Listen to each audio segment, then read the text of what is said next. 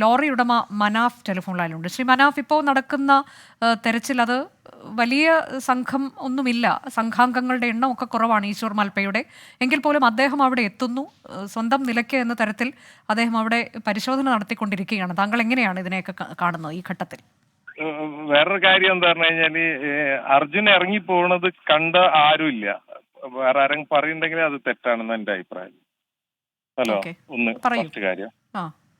പിന്നെ ഇപ്പൊ അർജുനു വേണ്ടിയുള്ള തെരച്ചിൽ തുടങ്ങിക്കഴിഞ്ഞ് ഈശ്വർ മൽപ്പ ഫസ്റ്റ് ഒരു ഡൈവ് ചെയ്ത് പുറത്തേക്ക് വന്നത് ഒരു ലോറിന്റെ ഡോറിന്റെ പീസുമായിട്ടാണ് വന്നത്. അത് ഞങ്ങളെ ലോറിയല്ല, അത് ആ ടാങ്കർ ലോറി ഉണ്ടല്ലോ പോയെ വെള്ളത്തിന്, അതിന്റെ പീസാണ്.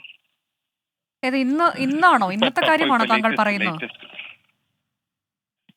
ഹലോ, ഇന്നത്തെ കാര്യമാണോ താങ്കൾ പറയുന്നത്? അതെ, ഇപ്പം ഈ സെക്കൻഡിന്റെ കാര്യം. താങ്കൾ അവിടെയാണോ ഉള്ളത് മനാഫ്? അതെ അതെ അതെ, ഞാനിത് ഇവിടെ തന്നെ ഉള്ളത്. ഓക്കെ.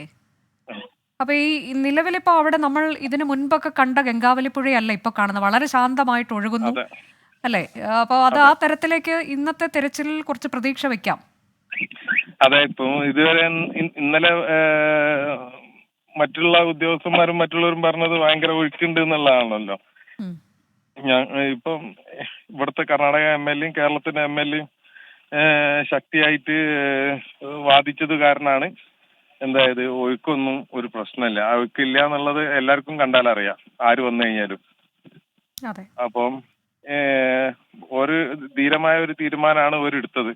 അതെ, ഇപ്പൊ ഈ ഒഴുക്കില്ല, കഴിഞ്ഞ ദിവസങ്ങളിൽ ഒന്നും മഴയില്ല, 5 ദിവസമായിട്ട് അവിടെ മഴയില്ല. ഇതൊക്കെ 6 ദിവസമായിട്ട് ഇവിടെ കണ്ടിന്യൂസ് വെയിലാണ്. അപ്പൊ ഇതൊക്കെ ആയിട്ടും എന്തുകൊണ്ട് ഈ തെരച്ചിലിന് ഒരു അനുമതിയിലേക്ക് കടക്കുന്നില്ല? ഞാൻ മുന്നേ പറയുന്ന കാര്യം തന്നെയാണ് പിന്നെയും പറയുന്നത്. രാഷ്ട്രീയക്കാർക്കല്ല ഇവിടെ പ്രശ്നമുള്ളത്, ഇവിടെ കുറെ ഉദ്യോഗസ്ഥന്മാർക്കാണ് ഇതില് എന്തോ ഒളിച്ചു വെക്കാനുള്ളത്. ഹലോ, ഇപ്പം കർണാടക MLA ന്റെ ഭാഗത്തു നിന്നുള്ള ഒരു ധീരമായ തീരുമാനമാണ്. മൂപ്പരെല്ലാ റിസ്കും ഏറ്റെടുത്തിട്ട് പുഴയില് ഈശ്വർ മൽപ്പനെ ഇറക്കിയ ഫസ്റ്റ് ഡൈവ് തന്നെ ഒരു നല്ലൊരു സൂചനയാണ്. ആ ടാങ്കർ ലോറിന്റെ ഒരു ഡോറിന്റെ ഒരു ഭാഗം കിട്ടി, ഒരു സൈഡ്. ഇങ്ങനെ ഇറങ്ങി അന്വേഷിച്ചു കഴിഞ്ഞാല് ഇത് തീർക്കാവുന്ന വിഷയമേ ഉള്ളൂ. അതെ, ഇപ്പൊ നാളെ ഇപ്പൊ MLA പറഞ്ഞ AK അഷ്റഫ് MLA പറഞ്ഞത് നേവിയുടെയും SDRFന്റെയും ഒക്കെ സംഘം നാളെ എത്തും എന്നുള്ളതാണ്. ആ തെരച്ചിൽ നാളെ വിപുലമായി നടക്കും എന്നുള്ളതാണ്. എത്തിയാലും നല്ല കാര്യമാണ്. താങ്കളിപ്പോ ഇന്ന് അവിടെ എത്തിയത്, ഇന്ന് രാവിലെ മുതൽ നേവിയുടെ ഒക്കെ നേതൃത്വത്തിൽ അവിടെ പരിശോധന ഉണ്ടാകുമെന്ന് പറഞ്ഞ ആ ഒരു തീരുമാനത്തിന്റെ അടിസ്ഥാനത്തിലാണോ താങ്കൾ ഇന്ന് അങ്ങോട്ടേക്ക് എത്തിയത്? ഞാൻ നാട്ടിലേക്ക് പോയിട്ടില്ല. ഞാൻ ആകെ ഈ പ്രശ്നം നടന്നതിന് ശേഷം ആകെ 3 ദിവസമാണ് നാട്ടിൽ നിന്നത്. ബാക്കി എല്ലാ ദിവസവും ഇവിടെ തന്നെ ഉണ്ട്. നമ്മൾ നിരന്തരമായി ഓരോ പ്രശ്നങ്ങൾ എന്താ പറയാ അഭിമുഖീകരിച്ചിട്ടാണ് ഇവിടെ നിൽക്കുന്നത്. അതെ, അപ്പോൾ ഇതിൽ നിങ്ങൾ ആരെങ്കിലും ഔദ്യോഗികമായി ബന്ധപ്പെടാൻ ശ്രമിച്ചിരുന്നു? എന്തുകൊണ്ട് കാലാവസ്ഥ അനുകൂലമായിട്ടും ഈ തെരച്ചിൽ നടക്കുന്നില്ല എന്ന കാര്യത്തിൽ? പല പ്രാവശ്യവും ഞാൻ കളക്ടർ ഓഫീസിൽ പോയതാണ്, പല ആളുകളെടുത്തും പോയതാണ്. ഇതിപ്പോ നമ്മളെ കണ്ടിട്ട് മനസ്സലിഞ്ഞിട്ടായിരിക്കും ഈ MLA ഞങ്ങളെ കൂടെ. അല്ല, അപ്പൊ ഈ കളക്ടറെ നേരിട്ട് കാണാൻ ശ്രമിച്ചോ? അവരുമായി സംസാരിച്ചോ? അവരെന്താണ് പറഞ്ഞത്? ഈ ഒഴുക്ക് ഇല്ലാത്ത പുഴയ്ക്ക് ഒഴുക്കുണ്ട് എന്നാണ് അവർ പറയുന്നത്. ഹലോ, ഇതിനേക്കാൾ ഒഴുക്കില് ഉള്ള സമയത്ത് ഈശ്വർ മൽപ്പ 2 ദിവസം ഇവിടെ ഈ പുഴയിൽ ഇറങ്ങിന്. അന്ന് അവർക്ക് ഓരോ മുഖം രക്ഷിക്കാൻ വേണ്ടിയിട്ട് അന്ന് ഇറക്കേണ്ടിനു. ഇപ്പൊ ഇതൊക്കെ തണുത്ത് കഴിഞ്ഞല്ലോ. ഇനി ഈശ്വർ മൽപ്പന്റെ ആവശ്യമില്ല എന്ന് പറഞ്ഞിട്ട് ഈശ്വർ മൽപ്പ ഇറങ്ങിയാൽ പോലീസ് അറസ്റ്റ് ചെയ്യും എന്നുള്ള ഘട്ടത്തിലായി ഇപ്പൊ ഈ സമയം വരെ. MLA കൈ പിടിച്ച് ഇറക്കിയതിനോണ്ട് പോലീസ് മിണ്ടാതെ നിൽക്കുന്നുണ്ട്. ഇത്രേ ഉള്ളൂ, ഈ വിഷയം ഇത്രേ ഉള്ളൂ. അല്ലാതെ എന്തായിരിക്കാം, എന്തുകൊണ്ടായിരിക്കാം താങ്കളിപ്പോ അവിടെ കഴിഞ്ഞ കുറച്ച് നാളുകളായി അവിടെ ഉണ്ടല്ലോ? ഇനി വരാൻ പോണ വേറെ വെല്ലുവിളി എന്താ പറഞ്ഞു കഴിഞ്ഞാല്, ഇത് പുഴയിൽ ഇപ്പൊ ഈ വണ്ടി കണ്ടുപിടിച്ചാല് ഈ വണ്ടി എന്റെ ഉള്ളിലാണല്ലോ അർജുൻ ഉണ്ട് എന്ന് നമ്മൾ വിശ്വസിക്കുന്നത്. ആ വണ്ടി വലിച്ചു കയറ്റാനോ അല്ലെങ്കിൽ വലിച്ചിടണമെങ്കിലോ അല്ലെങ്കിൽ ഇതിൽ തന്നെ വലിയ ആൽമരം ഉണ്ട് ഈ വെള്ളത്തിന്റെ അടിയിൽ. ആ ആൽമരത്തിന്റെ അടിയിലാവാനാണ് ചാൻസ് എന്നാണ് ഇവിടുത്തെ ഉദ്യോഗസ്ഥന്മാർ പറയുന്നത്. ആ ആൽമരം ഒന്ന് അങ്ങോട്ടും ഇങ്ങോട്ടും നീക്കണമെങ്കിൽ ഒരു ക്രെയിൻ ഇവിടെ വന്ന് നിൽക്കാനുള്ള സ്ഥലം പോലും ഇപ്പൊ ഇവര് ബാക്കി വെച്ചിട്ടില്ല. അവിടെയൊക്കെ ബാക്കിയുള്ള കാര്യങ്ങൾ ചെയ്തു കഴിഞ്ഞു. പുതിയ ഇലക്ട്രിക് പോസ്റ്റ് സ്ഥാപിച്ചു കഴിഞ്ഞ്, പിന്നെ ബാരിക്കേഡ് മറ്റെന്താ ഇരുമ്പിന്റെ ഹൈവേയിലൊക്കെ കാണില്ലേ നമ്മള്, ആ. ഇരുമ്പിന്റെ ബോർഡർ, ഉം. അതൊക്കെ വെച്ച് കഴിഞ്ഞ്.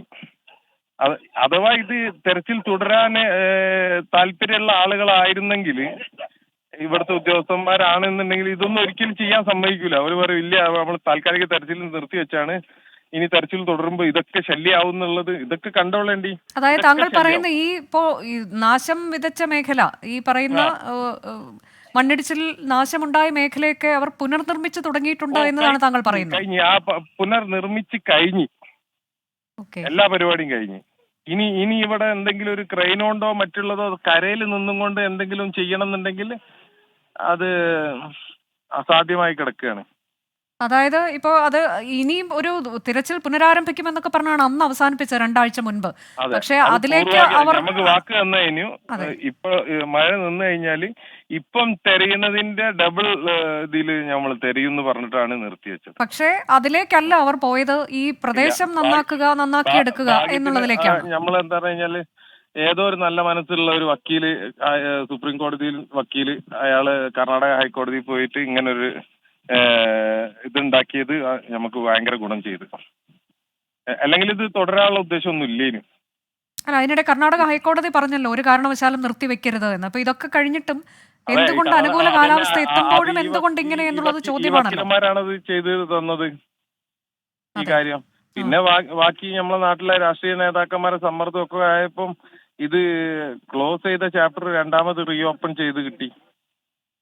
ഇതില് ഇനി വേണ്ടിയത് കേരളത്തിന്റെ ഭാഗത്ത് നിന്ന് പറഞ്ഞു കഴിഞ്ഞാൽ ആ ഡ്രഡ്ജിങ് മെഷീന് ഇവിടെ എത്രയും പെട്ടെന്ന് എത്തിക്കാൻ കഴിയുമെങ്കിൽ അത്, അല്ലെങ്കിൽ അതിനേക്കാളും നല്ലത് വേറെ എവിടെയെങ്കിലും ഉണ്ടെങ്കിൽ അതിന് ബന്ധപ്പെട്ട ആളുകളൊന്ന് മെനക്കെട്ടാൽ.